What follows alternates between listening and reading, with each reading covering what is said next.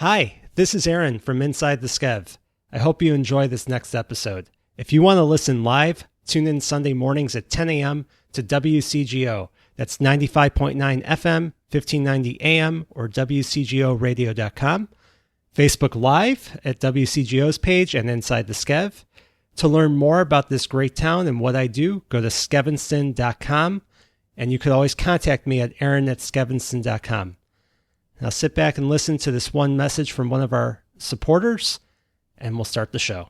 Moving day is a happy day, but how can you be sure all of your stuff will get to the new place in the same condition they left the old place? Upgrade your experience to First Class Moving and Storage. You'll get a team of professionals who treat all of your belongings with care and have the right tools to make the job go smoothly. They even offer a full packing service. Upgrade to First Class Moving and Storage. They're local and independently owned. For more info, visit the website at firstclassmovers.com. That's the number one, stclassmovers.com.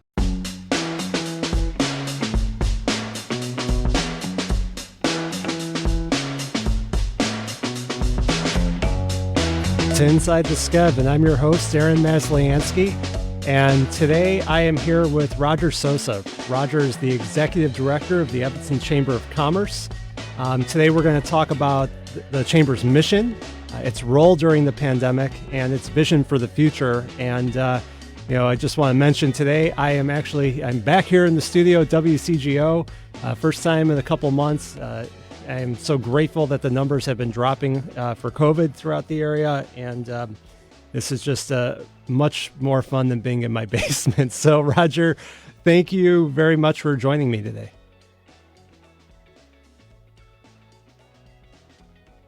I think, Roger, we have a little Zoom issue over here, but we will get that taken care of. But, today we're going to talk a lot about what's been going on in Evanston and what the Chamber does. And, there's been a lot to talk about this week just in terms of the news in Evanston, and Roger's got some positive things to share with us. But definitely there's been some things like the movie theater has announced that it's been closed, and the Orrington Hotel, unfortunately, is closed too. So, I want to talk today about what the Chamber is doing to, to be able to, fix the situation, help with it and whatnot. And, what they do in order to support local small business. For me, I'm a real estate agent, and, I'm an independent business, and I'm involved with the Chamber. And I think it's from what I find as a benefit for the Chamber is to be able to network with people and for businesses to support each other. There's a lot of talk all the time about, there's large businesses like Amazon or different places that are kind of taking over everything. But I see a lot of people in Evanston specifically who want to support the local business and who are shopping, and the businesses have really pivoted. I've had Linda Dara on, who is a professor at Northwestern, and she's been helping people, businesses throughout Evanston, adapt to the pandemic. So, Roger, I think you are back here. I was just talking a little bit about, and if anything, if it freezes up again, we'll get you that phone number. Nancy, if you could put that in the chat, that would be great. So you could just call in case there's an issue. But sure. I was just talking a little bit about how there's been some things here going on this past couple of weeks in Evanston that haven't been fantastic in regards to the movie theater closing and the Orrington Hotel announcing that it's closing. But I want to talk to you about that. How do you support the local businesses, and what are some good things that we could share with our listeners? Sure. Well, kind of the mission of the Chamber is really to provide inclusive and equitable growth opportunities for all businesses in Evanston. That's really our mission. We want to make sure that rising tides lift all boats, so that businesses in Evanston have opportunities to promote themselves, to develop new relationships, both with consumers and other businesses, and also that they get access to really important information that helps them manage their business. We've done actually a lot of number three since the pandemic started. We've provided a lot of access to information about availability of PPE to help businesses stay afloat. We've also helped provide PPE at discounted rates to many businesses. I think we've provided over 30,000 masks Wow. to the city of Evanston. There are and helped keep about 15 child care centers running. And that's really important for us because people can't go to work if they can't find a place for their children to be taken care of. So in regards to childcare, what do you mean? Like because you were able to provide them with the PPE, they were able to stay open? Yes, exactly. And Hmm. it's not just the PPE, it's the foggers, it's the cleaning, it's the all the other stuff that goes along with it. And Yeah. it's not just that people are wearing masks, but the environment has been sanitized as well. So we provided all that equipment for them and the information how to do it. And it also brings a sense of normalcy with people, to be able to go to work. Because luckily my kids are a little bit older, they're in school. Mm-hmm. And a couple of weeks ago, I had Dr. Devon Horton on for the superintendent of the school district. And that was right before they were going to go back to school. And my kids go to school now for a couple hours a day in person. Mm-hmm. And while it's a short amount of time, it really it's like, oh wow, like this is what life is like. And Right. they're able to interact with their peers and whatnot. So it's key. And then people can go to work and focus on that. And I even noticed myself just a little bit of a lift to be able to think about things and focus on my work a little bit more. Mm-hmm. So that is key. And how did you get into this field? Boy, I had a long career in information technology for 30 years. But what I found that I really liked, the aspects of that job that I really liked were the helping businesses achieve their goals, to go, to the consulting part of it, not necessarily selling any particular box or piece of equipment, but it was knowing that I'd gone in and helped analyze a business problem and help solve it. And I really kind of came to a point where I said, well, I don't know that I want to do sales anymore, but I really like that networking and helping people and that piece of it. So for about 5 years, I was the economic development director in the back of the yards neighborhood. And that was a really excellent experience. And from there, I was the director in Buffalo Grove for their Chamber of Commerce. And I came here about 2 years ago. And I really love the work. I really love the work. What do you notice about Evanston as opposed to some of these other communities? Do you find that there's a sense of support where everyone really wants to support those independent local businesses? Evanston is a city into of itself. And whereas other places may be a neighborhood in a city or a suburb, this is a city into itself with all of the things that you find in the city, all the ups, the downs, everything about it. And so that's what I find really interesting and challenging. I also like, though, there's a very strong community spirit in Evanston. People do want to help support local businesses. They want to help each other. They want to live in the best place that they can live. Yeah. If that makes sense. And so while there's always a lot of controversy and a lot of politics, I always boil it down to these are all people who just want to do the best thing they can for their community. And as long as you look at it that way, then you can say, all right, then we're just talking about style points. We're not really talking about a difference in philosophy. Right. Everyone's got the same mission, I think, where Yes. they want Evanston to be the best place possible. They may just have a little bit of different of a definition of what that looks like, but their goals are the same. Exactly. And if you do it that way, if you look at it that way, it kind of takes some of the steam out of the politics. Yeah. It kind of takes some of the emotion out, because I think some of that emotion is based on the feeling that you don't believe that I'm trying to help the community. Right. So I'm upset, or I don't believe you're trying to help. And if we kind of back off of that and we all say, hey, we're all here to make this the best place we can live, that really helps things get things to a more rational discussion kind of format, if you will. And how do you coordinate with the city's economic development department and with the downtown Evanston organization and the Main Dempster Mile? Because there's certainly a lot of organizations that are trying to promote Evanston business. Yeah, that's really important. I think there are 5 operating community associations, and I may be wrong. I might have missed somebody. But there are a number of those basically community-oriented organizations that are around a specific geography. Their job and my job are different. Their focus is more on things like streetscapes,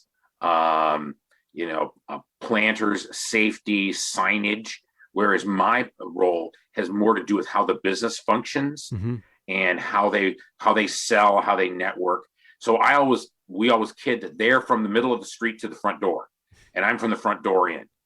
And And both jobs are critically important. So we have to make sure we work together. And so I have a group. We have a business working group of those organizations that you mentioned that meets once a week. Oh, really? And so that's how we coordinate. Have Yeah. you been meeting once a week for a long time, or has it been since the start of the pandemic? Well, all those folks were on my board as ex officios. So I met with them at least once a month before. But now we meet with the pandemic starting. When the pandemic started, we started meeting once a week and have been since March of last year. And I imagine that you coordinate also with Northwestern University on some of their programming. I had mentioned that Linda Dara has this program where they're trying to help Evanston businesses adapt for the current Yes. times. Have you been working with her too? Yes. As a matter of fact, I remember when that program started. We've been working with them to help get them to get some folks into the funnel for them to do some consulting with. So yeah, we've worked with them. We also will work very closely with their external relations department to make sure we understand what's coming up. We spend a lot of time trying to help local businesses get into the purchasing queue, if you will, for Northwestern, so that they can be considered for purchasing, because NU does have a pretty strong commitment to buying local. And so we try to help them make that happen. We're working on an electronic platform right now to actually help bring that to Northwestern, kind of served up on a platter, that here are all your local options. Here are the minority and women-owned businesses for the particular product that you're looking for. And here's the pricing. And so that makes it much easier for them to do that. So, yeah. It's an amazing benefit, I'd say, to the community that you have such a large entity that can purchase from all these different places. And especially it keeps us resilient during this time. And I know this episode's not really on Skokie, but I think it helps every community that's nearby in many ways. And, like you said, every, I'm sorry, I forget the saying, but rising tides lift all boats. And That's it. And it helps everybody throughout there. Yes. Some of the things I want to talk with you about are, some of the work of the chamber and some of the events that you've been putting on, because I think that you guys have been incredibly creative. You've had the water cooler chats. I got to be featured on that, which goes out to your database.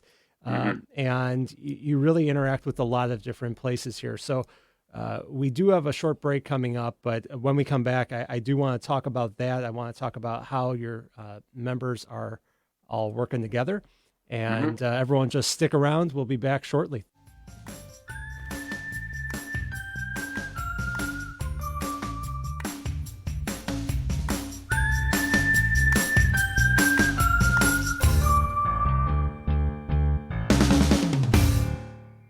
Reading, writing, and math are a struggle for a lot of students. At BrainLinks, we know those skills are what paves the way to independence and success. Our specialists will help your child develop the habits they need to make sure they thrive not only in class, but out in the world in general. And of course, for everyone's safety, our lessons are done completely online. For more information on our team members and to schedule your initial consultation, visit brainlinksacademics.com. That's brainlinksacademics.com. Hi, I'm Aaron Masliansky, longtime Skokie and Evanston resident, host of Inside the Skev, and local real estate expert. As a community connector and realtor with Dreamtown Realty in downtown Evanston, I know firsthand what makes the Skev such an amazing place to live. When I'm helping my clients buy and sell properties inside of the Skev or out, I'm doing it with the best technology and support team behind me at Dreamtown. During the pandemic, I've been able to help my clients seamlessly stay on track with their home search. From immersive 3D Matterport tours, professional photos, to virtual open houses, my clients can find their homes safely and comfortably, and even from their couch. When you're ready to make a move, know that I'll be here to help. You can always find out more about me at skevinston.com/real estate. Again, that's skevinston.com/real estate, or email me at aaron@skevinston.com.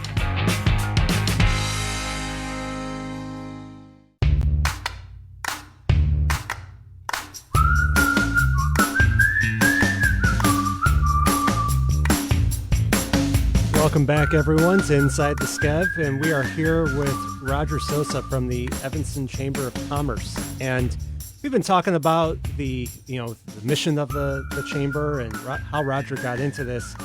And if people want to learn more about the chamber while we're talking, go to evchamber.com and you can learn more about it and see the events. And I want to talk about events because Mhm. one of the great things about the chamber is networking events. And typically Yes. you'd have, different things during the day. You may have a happy hour, great way for people to mingle. That is the key to business and networking. So how do you change now because people aren't really doing in person? I think that will change over the next few months, Mhm. but how have you shifted? What are some of the things that you've been putting on? Well, we shifted early on last year. We realized we were going to have to be virtual, and we were going to have to figure out ways to get people involved. So we've been doing Zoom networking. Mhm. So we use this format, and we generally get somewhere between 15 to 20 people for each event, which has really been good turnout. And the trick has really been to have a very clear format and agenda when you get involved, when you do it, Yeah. so that we can move quickly through it. Um, it's making sure that you're kind of in control of all of the sound that's going on, that everybody's got a good link. So that's good. So we've been doing a lot of that. So we've done Zoom networking, we've done our Zoom breakfasts, we've done some Zoom business after hours that have been fun. And actually, what we've tried to do was involve some of our local restaurants in those. So we've set up like a thing where you can go to the restaurant and pick up maybe a little sampler box of their food, and then you go home and you log on to your Zoom, and while we're doing the Zoom meeting, you also enjoy a little snack from the restaurant. Yeah. And so it's another way to promote the restaurant. So we try to think of things like that to keep people involved. We do a drawing every one of our meetings, get people gift cards. So it's really trying to be creative, trying to make sure that people get a chance to talk, and then also making sure we feature our members, giving them each a little bit of time, maybe 10 to 15 minutes, to talk about their business and what it is they do and how they can help others. That's been the gist of what we did. Although we did do our annual celebration via Zoom, Yeah. which was kind of fun. So Well, I think that in some ways, there's a benefit to being virtual because you can more easily make it if you're trying to get to an appointment afterwards or before, and you don't have to be traveling everywhere. And sometimes when you're going to a networking event, if you're a little bit shy, it's hard to start a conversation with somebody, especially when you don't know the other people there. But when you're mhm. on Zoom, everyone has a chance to talk about what they do and to network, and it's almost more planned out in a way, right? So, Yes, have you seen where members have been able to connect more than they would have in the past? I've seen some things that people didn't know about each other that came out in Zoom because everybody had more or less the same time to talk. Hmm. And so there's always that one person in a conversation live who is the really good storyteller, or the really, who has just a really garrulous kind of person. They take over the conversation. Doesn't happen in Zoom Yeah. because we tend to move people along. And if they really keep going, I can mute them. So, I You have the mean, power of God hate in to your say it, hands. I have the tools. So to enforce that equality. Um, but yeah, and people are more willing. It seems that they're not in person. They're not as shy in some ways. Right. And also, we've also seen people who can't travel during the middle of the day. So, for example, we have a women in business lunch, and there are a number of people who are members who are in home care. And so they are with a senior, or they're with a child or somebody at the home. And so they can't leave the home to go to the networking event, but they can take the hour to log on to Zoom while that person is either doing something or taking a nap or whatever. So they're able to participate. So we've seen some more of that than we have seen in the past. Do you So it's foresee been like good to get people involved. do you see a hybrid potential for the future where people will be able to either Zoom in or be there in person and then maybe have a couple screens up where people can see each other? Yeah, we're thinking about that for some events going forward. We're going to be doing, as with the vaccination rates get higher, we're going to be doing more starting to do in-person events, but we're always going to keep some Zoom only events as part of our calendar. And then we are looking for how do we do hybrid so that people who can't be there can interact with people who are there. Hmm. And so that's going to be really important. We do a big event every year called Mashup that we couldn't do last year because of the virus. We are planning on doing it this year, and one of the things we're thinking about is how do we do the hybrid so that those who are still not comfortable can participate and be there and see what's going on, and those who are can be there as well. Very cool. Well, you almost you look at what happened with President Biden and Prime Minister Trudeau of Canada this week, where they had their virtual summit, where they had a Mhm. giant screen of each other in the place, and it's not ideal, but it worked, and maybe Right. that's something that continues. I think. Hmm. Some of the things that I think are cool is like you send out this email with a list of all the events from all your different organizations that are members of the chamber. So Hmm.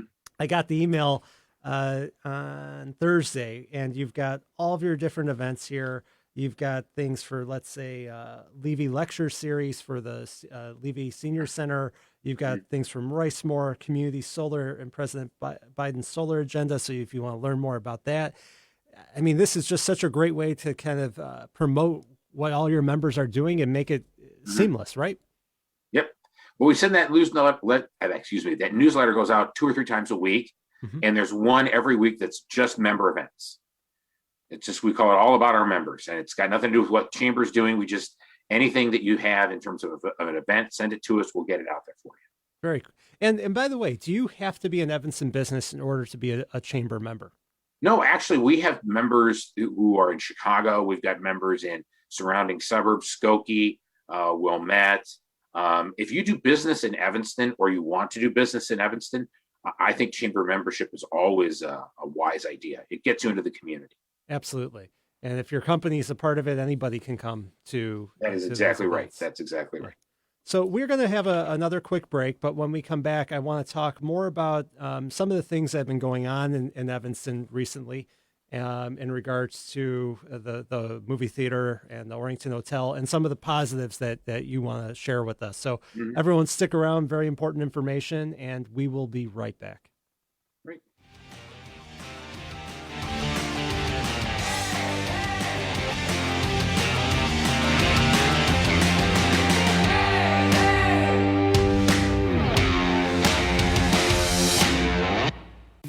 Looking for safe and nurturing daycare or preschool for your child? Well, JCC Chicago is here for you. Introducing JCC Chicago Early Childhood's newest location at Beth Emmet Synagogue in Evanston for children 6 weeks to 5 years old. Contact Director Nicole Correa at jccchicago.org/tour for a virtual tour.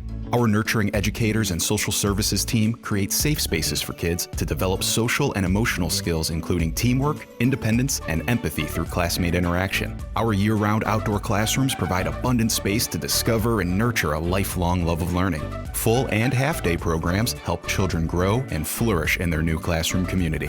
Schedule a virtual tour at jccchicago.org/tour to see why parents say they quickly notice the magic that happened day in and day out. And ask about the Hebrew Immersion Program. All the info's at jccchicago.org/tour. That's jccchicago.org/tour.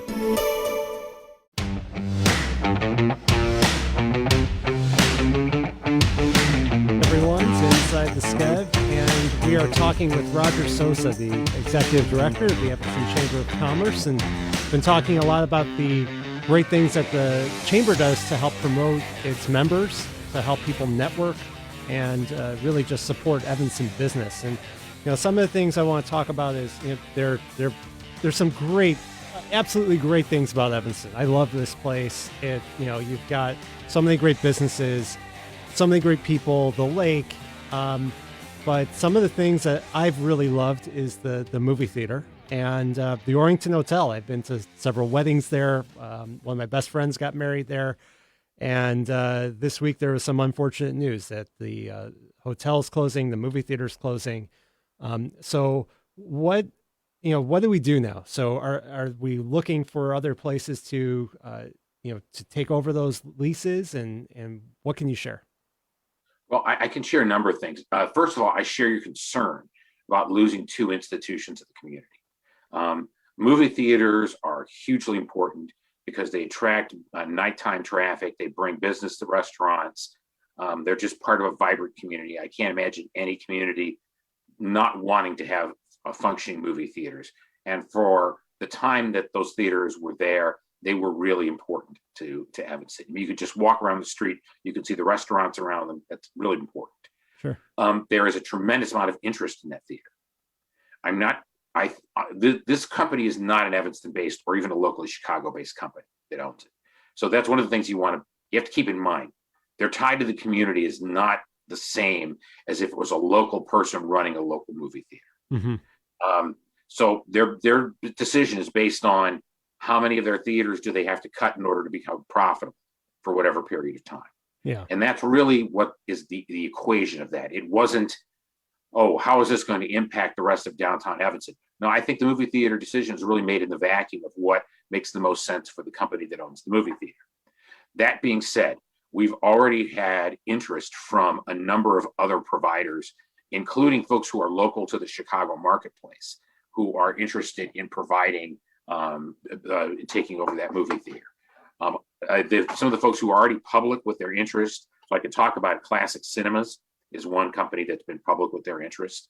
And I would certainly be very interested in having a company like them, which is locally owned, community-based, and really, from what I understand, in Downers Grove, very, very much a community member. They take that very seriously. So I don't know that they're the ones, but someone like that, I think, should be involved in this. My vision is that 16 screens is too many. That's what you got now. And I don't think the current movie industry can support 16 screens with new product.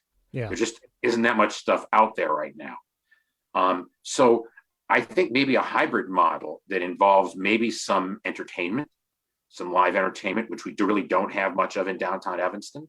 And that would be another nice draw. So I'm thinking that location is ripe for a lot of, for some investment. And I think there's a lot of potential for us to take that and make it a better place than it was. So not just a movie theater, but maybe a bar on one level, maybe a small club on another level. There's already the rock climbing and all of that should stay. So you see what I'm saying? There's a lot of different possibilities. There are. And I think one of the questions that people have is, what's life going to be like when it gets back to quote unquote normal?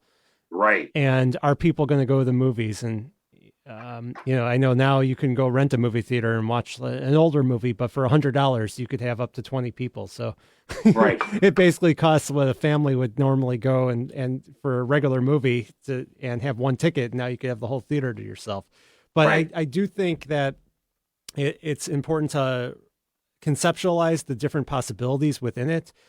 I don't want to see it being changed from an entertainment venue, because I think that is so key. Like you said, yes, the restaurants are supported. There's a building that I've done a lot of business in across the street, 1720 Maple, Optima Views.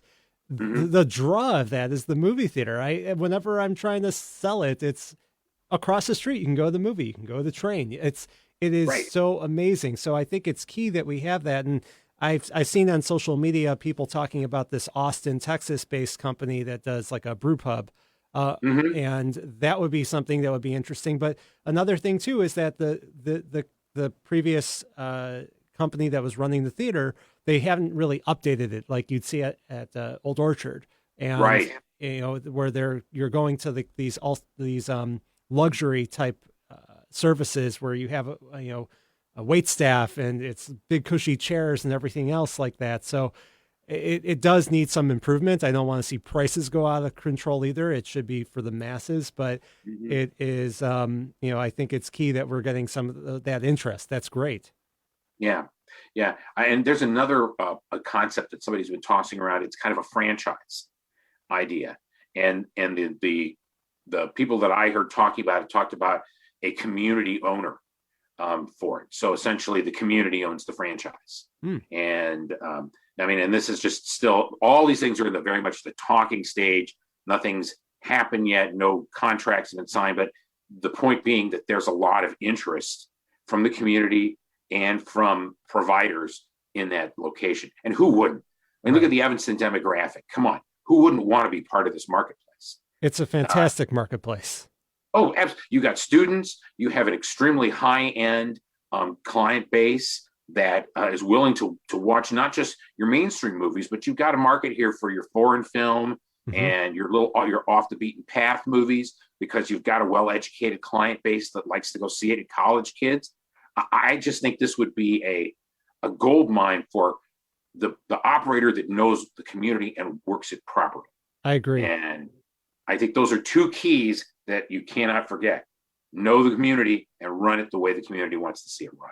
I think those are really important. I remember when the theaters on Central Street closed, and from what I heard from people was that part of the deal to open up the theater in downtown Evanston was that they wanted a regular, all the top films, but the independent films too. And that was the way that they got it through and passed. I mean, it's a no-brainer, but I feel like it would be great if there's community involvement and it stays and there's investments, community investment. That's what we need. The other place I wanted to talk about was the Orrington Hotel. So tell us about what's going on there. The Orrington has been through so much in the last few years. Again, the owners are a New York investment firm, so they're not local. Mm-hmm. That's really important to understand again, because I don't think they have the sense of how important the Orrington Hotel is in terms of Evanston history. However, the Orrington is not in good shape right now. No. And that's part of the problem. They had a contract during the worst of the pandemic in which they were housing a number of homeless folks. And that took a toll on the hotel. Oh, really? Oh yeah, that took a toll. And there's a lot of work that needs to be done on the hotel. That's really where it's at. It needs a lot of work. It needs a lot of updating. It needs a lot of upgrading. The facilities are not, it's not top notch right now. And I remember when I went to Northwestern back in the 70s, when I visited, my mom stayed at the Orrington Hotel where we did our campus visit. That's how long the Orrington Hotel is in my mind, And so it's been around forever. And it's hard to imagine Evanston without it. But at the same time, if it's going to be a functional hotel, and this is just Roger talking, major dollars have to be invested in that to bring it up to speed, to get it to, it has modern amenities, and to make it a hotel that really reflects what today's hotel market looks like. I don't think it does right now. Do you think that it'll stay a hotel? I can't tell. It's an enormously valuable piece of property. Oh yeah. And if somebody were to buy it and say, let's turn this into a condo, I mean, they're going to become rich. There's no doubt about that. It's an enormously valuable piece of property. You're right there downtown. That's literally where you put your finger on the pulse of Evanston, is right at that spot. Right. So the point of having a piece of property that big open up, I mean, that would be a huge bidding war, I would guess. And whoever gets it, I would guess, is going to also go through a lot of community, a lot of brain damage. Review. There are going to be a lot of meetings with a lot of people who are up in the air, up in arms about how come they're taking this community, icon and tearing it down, right, or whatever they're doing to it. Yeah, you've been to city council meetings. You know what I'm talking about. I know what you're talking about, and I had worked for a developer that did a lot in Evanston, and that was my first foray into the work world after college, and I just remember not even his projects, but like city and city council meetings or planning commission meetings. One in particular, when somebody wanted to redevelop the house at Church and Sheridan into just a bread and breakfast, and there was just so much pushback. But they ended up turning it into a really beautiful B&B, and then they sold it I think a couple of years ago or last year. There's, again, everyone's got the same goal, to have the best Evanston. It just, you may have a different vision of what that looks like. Exactly. Yeah. And so, again, take that emotion out of it. What's the best thing economically for the city that will produce the greatest value for the greatest number of citizens? That's how you have to look at it. Right. Well, I think that this is just a point I want to make, is like, people don't want to see development sometimes, or like the office building right by the parking lot by the library, or different things like that. And certainly sometimes things are out of scale, I guess. But what you have to consider is that when you have these large developments that then produce tax base for the city, it reduces the tax burden on the residents. It provides more funds to be able to use for services, to do something like the Robert Crown Center, to do something like improving the lakefront bike paths and whatnot, to help the schools. Number one, the schools. So absolutely, we have to, be cognizant of that. When we come back, we're going to talk about the future and just, how people can get engaged. So stick around. We'll be back in just a moment. Right.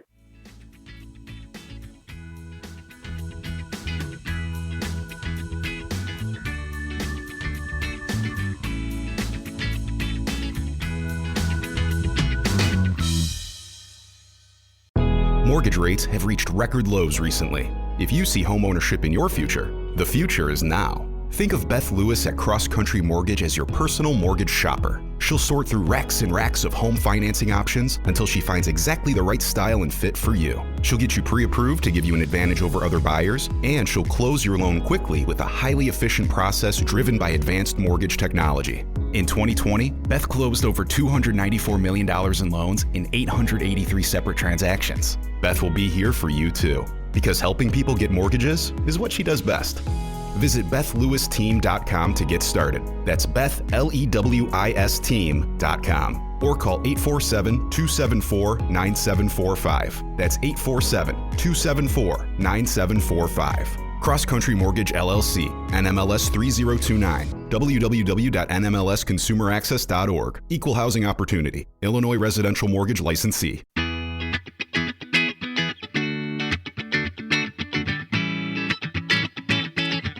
Welcome back, everyone, to Inside the Skev, and we are here with Roger Sosa from the Evanston Chamber of Commerce, and we've been talking about a lot of things, Evanston, how the businesses work, different updates of what's going on, and Roger, you've got a lot of knowledge about Evanston, and you got your ears on the ground for everything, and having that information. Where do you see Evanston going in the next 10 years? How do you see new development or how the business community will be? Well, I see Evanston is continuing to grow. Just a little anecdotal piece of information, like during the pandemic, we've been tracking to and from movements on zip codes. Mm-hmm. Evanston has picked up 500 additional moves during the pandemic. That's 500 additional families and or individuals that moved from the city of Chicago to Evanston. So just to use that data point, what it tells you is we continue to be a city, regardless of what happens during the pandemic, that's attractive due to our schools, our lakefront, our funky, unique retail and shopping. And of course, we have a world-class university on our shores. Right. So we still have a lot of the things that people want when they move from the city with a young family to start moving to the suburbs. We're kind of that transition. We're not really totally a move to the suburbs. There's still a city here. Right. And so what I see for Evanston's future is I see us still capitalizing on that image and that growth. I think we're going to see some pretty unique elite. I think you're going to see unique leadership out of Dan Biss, our newly elected mayor. Yeah. What do you think of that? I had some conversations with Dan prior to the election. Of course, we stay neutral as a chamber. We work with whoever gets elected. Sure. But I was impressed by his commitment to the business community. I was impressed by his knowledge of the community and his overall commitment to just making it a better place to live and listening to all voices. So I think that's important. I think Northwestern will continue to drive a considerable amount of the growth in Evanston, just simply because of the amount of money they spend. Mm-hmm. But they have a commitment to spending more local. So I see that happening as well. So I see Evanston continuing to be a vibrant, growing place where the businesses that we may have lost during this pandemic are going to be replaced by other newer business, perhaps stronger businesses that are in a better foundation. I can tell you already, I'm starting to get requests from people for new office space. Yeah. I'm already starting to hear from people who says, I got a taco stand I want to bring to Evanston, which is great, because I'm looking for a good taco stand. I got another restaurant I want to bring here. I've heard 3 or 4 different, just in the last week, of people who want to look for office space. So I see growth continuing to happen. I also see Evanston working as a place where racial equity and inclusion is important as part of the business community. Mm-hmm. And that's going to distinguish us from a lot of other places, because we're going to be very intentional about that. How so? It's not going to be one of the things the chamber is doing, we have something called the Racial Equity Council.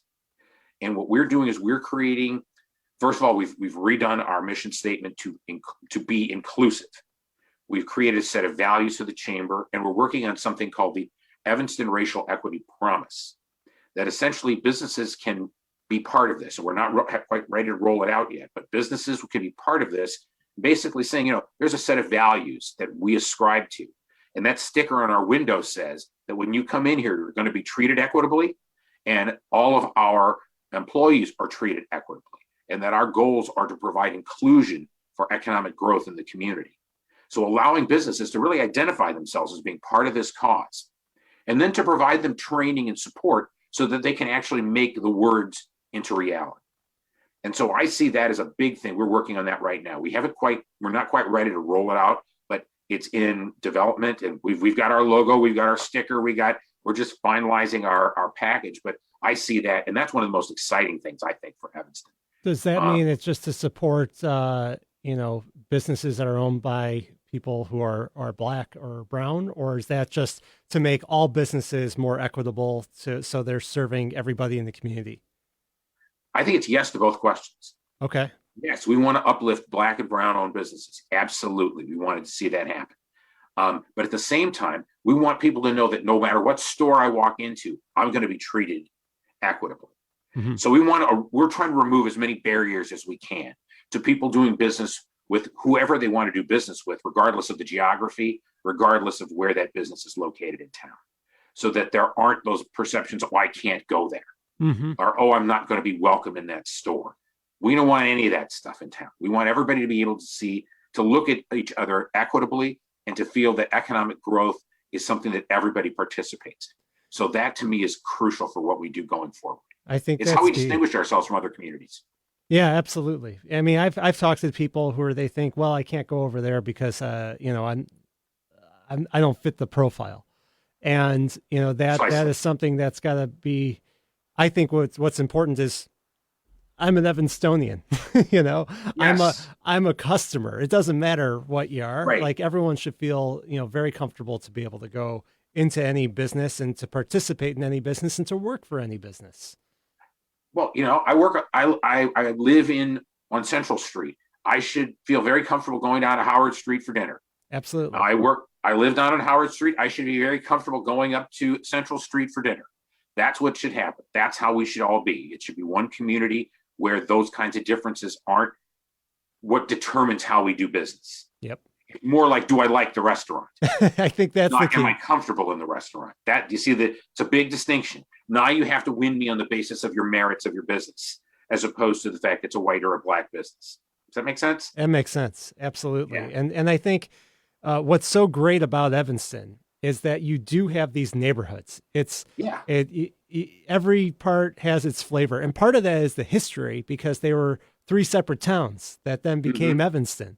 And, I love that each part retains its character. But one of the things that I love to do is just take a walk around mm-hmm. all around town. And you just get to see the flavor, and you just get to appreciate every part of it. And mm-hmm. I think that's what makes Evanston resilient, that it has so many different, parts of the community. Everyone cares so much, like we've been talking about. Now, if you want to get involved at the chamber, where do you go? How do you sign up? What's the info? Okay. You just go to our website, which is evchamber.com, and there's a button that says join. And you just go ahead and click that button, and it'll walk you through the process. If you're a small business joining for the first time, the 1 to 5 members, we're running a $100 membership special for this year because it's our 100th anniversary. And so it's a great way to get into the chamber, find out whether or not the services work for you. And if it does, then great. You stay on as a member of the chamber, and it reverts to the regular rate. But that's kind of a very important part of it. Is we're encouraging people. We got this $100 membership sign up. Yeah. And larger businesses can sign up the same way. Just go to evchamber.com. evchamber.com. Okay. And Nancy, I think the music is going right now. It shouldn't be, but anyway. Well, I think everyone should go to evchamber.com. There is some great things going that you can get involved in. And Roger, thank you so much for being here today. We really appreciate it. Oh, my pleasure. Thanks a lot, Aaron. Take care. All right, you too.